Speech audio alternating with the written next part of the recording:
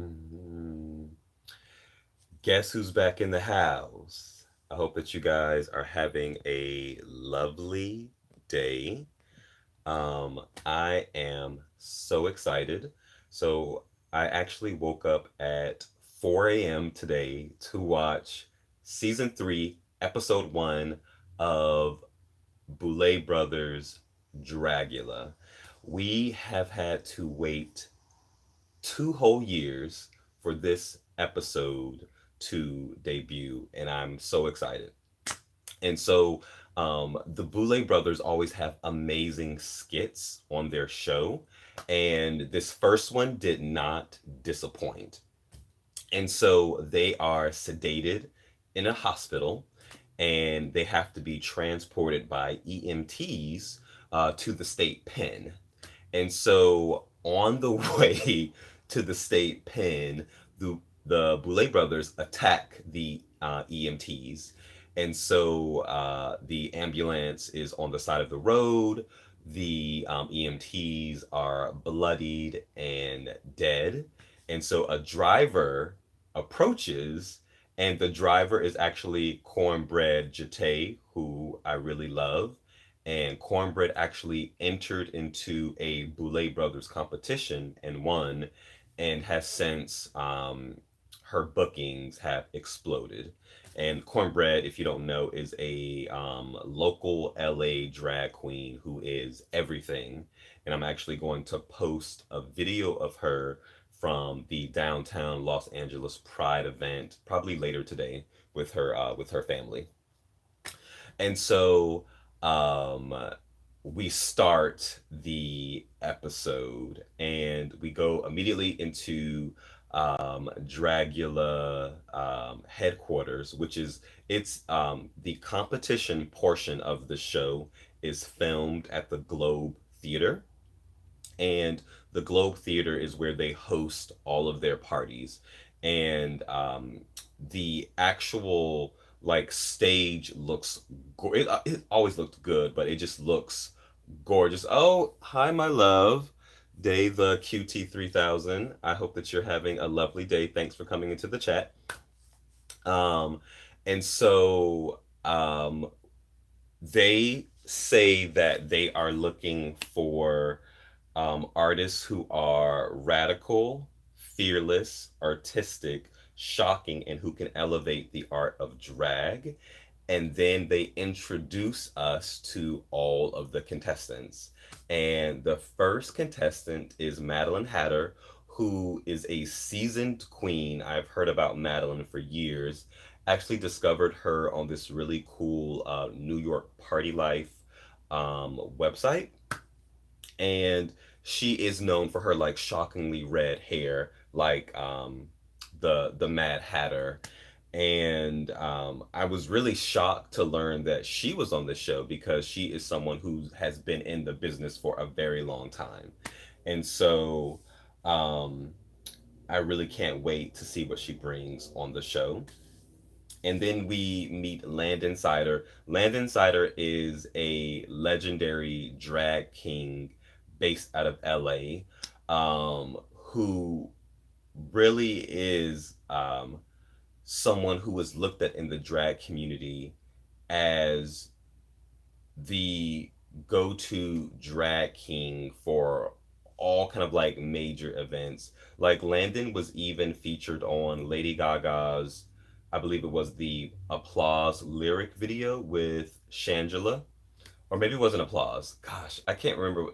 Landon was in a video, a lyric video for Gaga with Shangela. I just can't remember which one it was.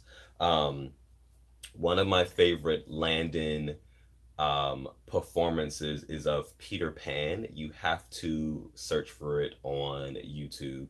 It is amazing. Um, and Landon has such um, has this powerful stage presence. I went to the premiere party for season 3 at the Globe, and it felt like Landon was just kind of like talking directly to me. Um, he just is an amazing performer, and I'm excited that we actually have a. And Landon's actually the first drag king to be featured on a drag reality television show, and so that is really cool. And so then we have Valencia exclamation point. Valencia is Boston's version of Nina West because she has her hands in all things drag in the Boston community. Um, at the premiere, Valencia really stood out for giving a performative experience. Um, it was almost like performance art, um, but through the lens of drag, and I really appreciated that because it was a complete story.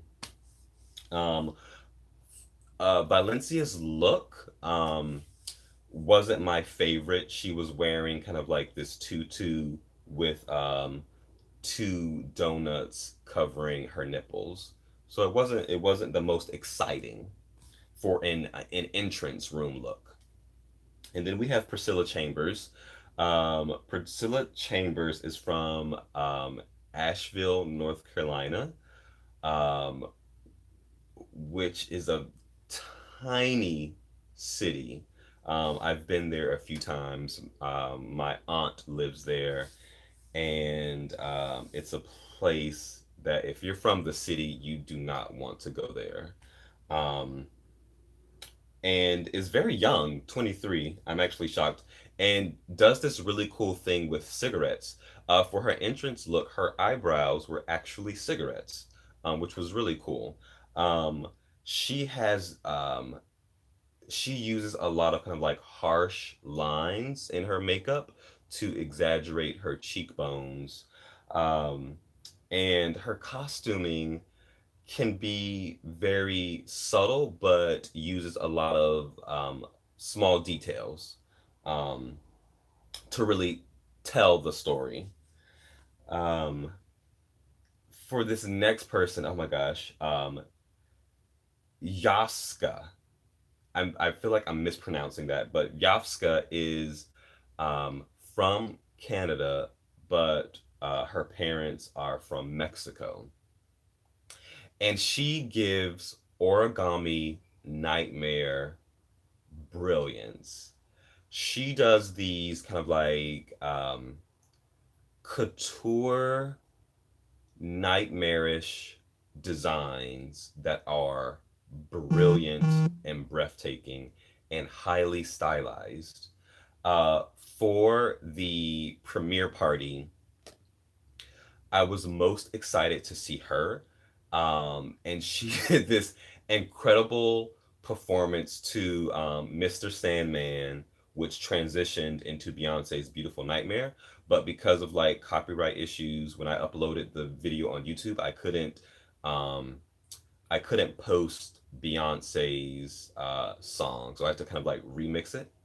Um, but I am just excited to see what looks she is going to bring.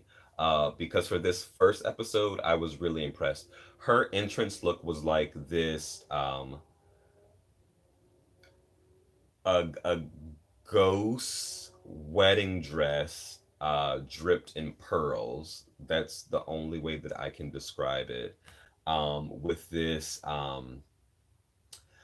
very haunting mask. She's out of like the wet dream of Guillermo del Toro, um, and just perfection. So then we have Dalia Black, who is the daughter of Victoria Elizabeth Black, who was a contestant on season 2, and I think Victoria was like top 4. But the interesting thing is that Madeline Hatter is Victoria's mother. So we have a grandmother and grandchild on Dragula, which is the first drag dynasty on the show. So I think that's really cool. Then we have St. Lucia. Um, once the queens got into the workroom, they actually said that they thought St. Lucia would be the first to go home. And St. Lucia seems like she would be more in the drag race universe and not in the Dragula universe. But I feel that kind of like looks can be deceiving because in season one, people had the same critique of Melissa B. Fierce. Melissa B. Fierce is this kind of like pageant queen who was dropped into the Dragula universe, but Dragula is all about glamour along with horror and filth. The Boulet brothers exude glamour at all times, but they incorporate horror and filth as well into all of their looks. And so for the premiere party, I would say that St. Lucia, um, her drag really is more kind of like mainstream compared to the other contestants. And for her performance, it was very kind of like in the drag race universe. Hollow Eve is a biological female, and I will say this that at the premiere party, um, her performance is the only one that made me cringe and cringe in a good way. Um, she came out with three other people on stage with her, and at first, um, the lighting was darkened when she came out on stage, so you really couldn't really see her. And so she came with three other people, and the three people had these kind of like spears or sticks that they were holding, and there was some type of thread that was attached to these spears. The thread was lime green, and when the lights came on, you realize that the thread, they were all connected to her skin with these sharp objects. Um, and so what was happening is that the people moved to the opposite sides of the stage. Therefore, they were pulling this thread. And so as they pulled the thread, her skin would just stretch out. And she was performing to Bjork's Declare Independence. That's my best Bjork impression. If you didn't catch that. Um, and it was cringeworthy, but artistic and beautiful at the same time. That she was willing to um, feel pain. It almost was like a string instrument, and she was actually kind of like moving her arms through the strings, pulling it tighter with the people at the opposite ends of the stage. And so she was kind of like visually making herself into an instrument, um, creating this moment of beauty for the people in the audience. And it was difficult to watch, um, but just dazzling at the same time. And so for her look on the stage, um, I think she loves like the color green because her look, um, she has like greenery, um, um, her makeup is like a light lime green color, and she has greenery kind of like pasted onto her body, her clothing, and her hat. She's wearing like this like steampunk hat, and it just looked really cool. And so I really love that this season is very diverse. We have a drag king, a biological female, and possibly someone who is trans as well, but it's not confirmed, but it might be a trans character on the show as well. So then we have the amazing Eva Destruction. I have heard about Eva Destruction for years because she has this legendary performance to the laughing track, which is a very difficult song to perform. Um, but her performance is iconic. She performed this at Atlanta Pride maybe like 6 years ago. She was dressed in clown makeup and on a tricycle and just terrorizing the audience like a character from Saw. Um, and so Eva identifies as a drag chameleon, and I agree because I've seen her perform live twice in the past 4 weeks, and had I not known who she was, I would think that this was a completely different person. She is really able to transform from like this demonic clown into this kind of like glamorized rock goddess. Um, and so I'm really excited that Eva is also kind of like legendary, and I was excited that she was on this show with Maddelynn, and so I can't wait to see what she brings as well. Then we have Maxie Glenmore, who I believe is from the South, but I can't remember where she's from. And at the premiere party, um, she did this kind of like non binary striptease that wowed the crowd. The crowd woke up when she performed, and she um, stripped down to her birthday suit.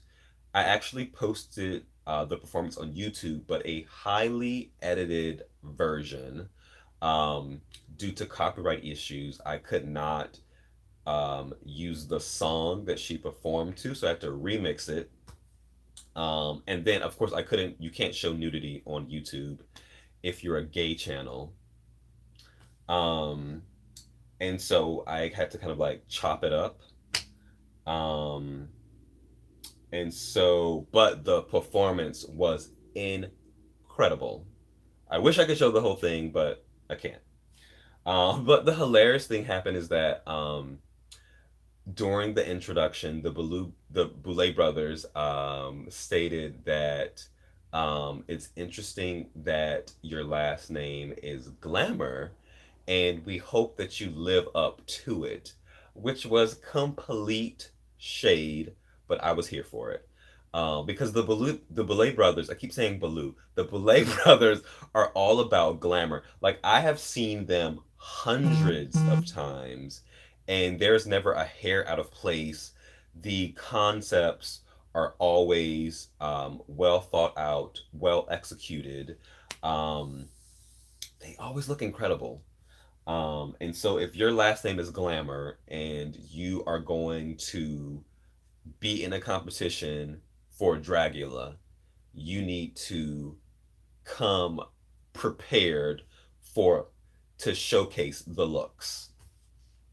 And then we have Louisiana Purchase, who Louisiana Purchase bills herself as the femme fatale of the drag world, and she's very kind of like 1930s, 40s, Betty Page, um, always kind of like giving these kind of like amazing silhouettes that are incredible. She also did kind of like a strip tease for the premiere party, and I actually really like her aesthetic. And so it's very kind of like old Hollywood. And at one point, I was obsessed with um, Betty Davis, Joan Crawford, Metropolis, the red shoes. Um, and so I'm excited to see what she brings. It would be cool to see her do. At one point, I was obsessed with the Black Dahlia, and so to see her do some type of like Black Dahlia esque performance on stage. So we go into the first mini challenge, and the contestants are given makeup compacts. And for anyone who chooses a compact that has a spider in it, they have to swallow a chalice of live spiders. Landon receives the spider compact and actually devours the live spiders. Um, if you guys were on the show, would you have done that? I'm not really afraid of spiders, and I know they wouldn't give the contestants um, spiders to eat that are poisonous, but I don't know if I could eat a live insect. I've actually have had cooked insects. I once had a quesadilla with crickets. It was delicious. It's Oaxacan. It was really good. It was really good. And so for the Maxi challenge, they have to become supervillains. And so this is always my favorite part of any drag show, whether it's Drag Race or Dragula, where the contestants go to the workroom. And so for the Boulet brothers, their workroom has had a major renovation. Um, and I assume they also have this stage set up at the Globe Theater. So it looks like this kind of like 17th century castle, with a few kind of like modern renovations. And so I love it. I love like the neon coffin that they have to go through. Um, and so all of the contestants kind of like are revealing a lot about themselves. And there's an interesting conversation about using the word fish, and Hallows Eve brings this to the attention of the other contestants that as a biological woman, she doesn't like the word fishy, and she provides background about the usage of the word. And I actually had a conversation with a female friend about the word cunty, that fishy and cunty are used in the drag community and in the ballroom scene to describe a man who is embracing his feminine side. And so she says that, no one should be reclaiming this word. And I'm curious if you guys agree. Oh, my alarm clock is going off because I have to go to work soon. Wait a minute.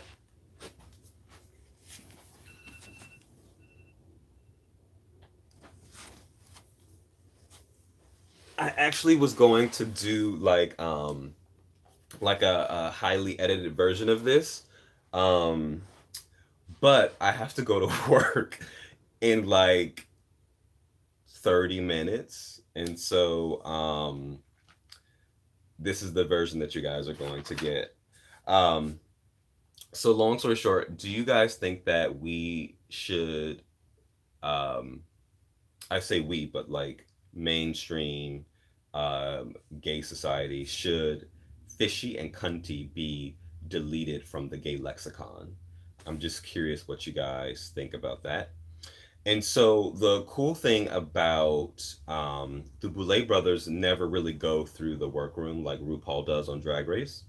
And so they have to give kind of like direct commentary to the camera crew. And so they're asked to talk about their looks and kind of like the inspiration behind them. And so Yovska, I have to figure out how to say that. Yovska basically is from Canada, but parents migrated from Mexico. And Yovska experienced bullying from her peers for being different. And because of that, she felt like a monster, and she kind of like became a monster, and kind of like use that um, to help build herself up, to recreate herself as a monster, but a monster um, that she has envisioned and can control. And I think that's something that's very powerful, that you can use what people um, use what people say about you as a way to kind of like build armor. And so I could kind of like really appreciate that as kind of like a black gay man. Like black gay men are really kind of like harassed in the black community, and I always think it's beautiful when someone can really embrace themselves as they are and really own their sexuality. Not that kind of like your sexuality is all that you are, but to be proud of who you are and not ashamed and not hide. And um, especially like guys who embrace more of their feminine side, because those are the people who were at the forefront of the gay rights um, fight. Those who were not afraid to embrace the feminine. And so I kind of like loved that story. And so we move into the actual floor show for the Supervillain Challenge. And Fifi O'Hara from Drag Race is one of the judges for the competition. And the other judge is a comic book writer. And so my favorite looks are Yovska, Eva Destruction, Dalia Black, and Landon. And so I actually thought that Eva Destruction was going to win. She has this great horned headpiece, this beautiful crepey cape, and this really cool bodysuit underneath. Yovska, oh my gosh, is like this kind of like demonic monster with this clown white makeup and starry eyes, which starry like star eye makeup just always looked like demonic to me for some reason. Dalia Black is like this sexy um, pinup supervillain with these huge breasts, this really cool D on her belt. Um, the makeup is fantastic. It's beautifully done. But I felt that she actually needed to remove something. It was just like too much. Maybe the horns. Like I don't think she needed the horns on her head. It would have been a stronger look for me. And Landon Insider is just always extremely polished. He had on like a purple bodysuit with purple makeup, sequins on his lips, a cape, and these really cool boots. Um, and Hallows Eve is someone that I want to talk about because for this challenge, she also had the same theme where she has the thread pieces pulling her skin. And so without that effect, I don't think it would have been a super villain look to me. And so I just kind of like hope that she doesn't kind of like repeat this in all of her looks. And the Boulet brothers kind of like had a critique for her that um people in the drag community don't think that she is a drag queen, that she's more of a performance artist. And she's based out of San Francisco. And so I guess in San Francisco, there's this huge debate whether she's a performance artist or a drag queen. And are those things, are they the same thing or are they different? Um, I actually love performance art. There's a museum here in town, Mocha, that they actually have a performance art piece going on right now that I actually really want to go to. That it ends in September, so I only have like a few days to see it. So I will. And so we get to the judges' critiques, and we find out that Hallows Eve, Landon Insider, Yovska, St. Lucia and Madeline Hatter are safe. And St. Lucia is like fading into the background, but I would have been in the camera saying, "You guys thought that I was going to go home first, but I am not." And so I would have been playing it up to the camera if I was on this show. And so Dalia Black wins the challenge, which I was actually really shocked about that. But congratulations to her. The bottom three is Louisiana, Maxi, and Valencia exclamation point. But they spare Louisiana Purchase at the last minute. And it is Maxi and Valencia who have to go through the extermination round. For the extermination round, they have to jump out of an airplane at 18,000 feet, which my heart started beating fast when they said that. Um, Valencia is basically stating that she does not want to do it. So all of the contestants are really trying to build up her confidence and say, you know, this is something that we probably would not do on our own. However, we are here in this competition and we will fight to stay here and do whatever extermination they would tell us to do. And so this extermination actually seems tame compared to what the contestants had to do season one, episode one.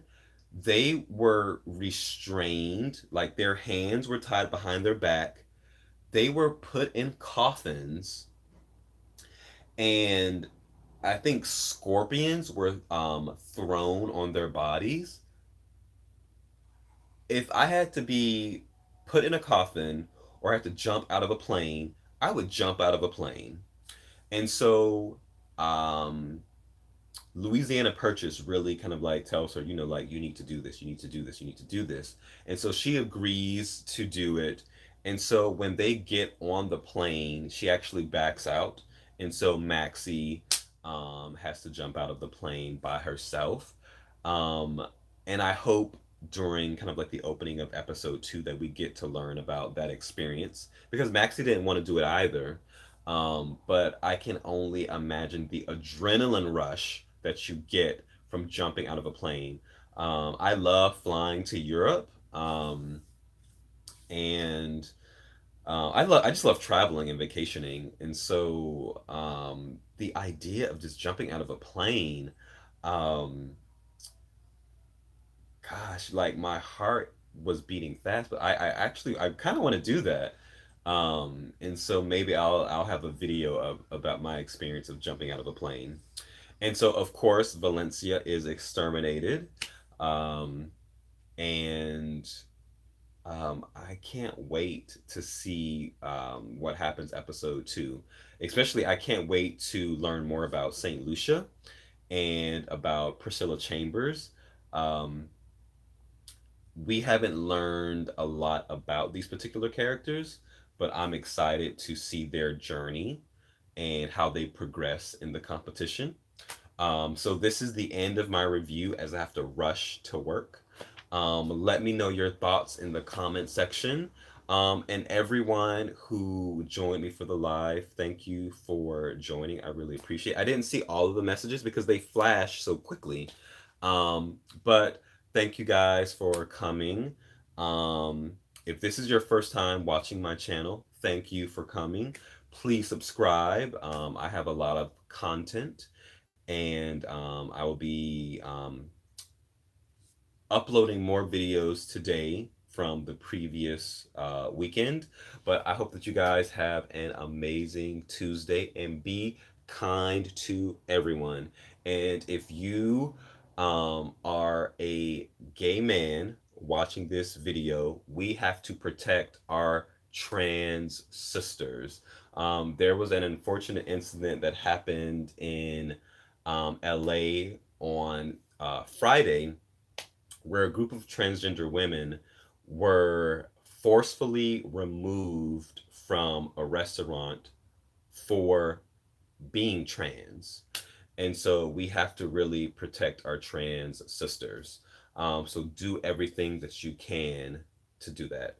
Um, be kind to each other. Until my next review, have a wonderful day. Besos. Mwah.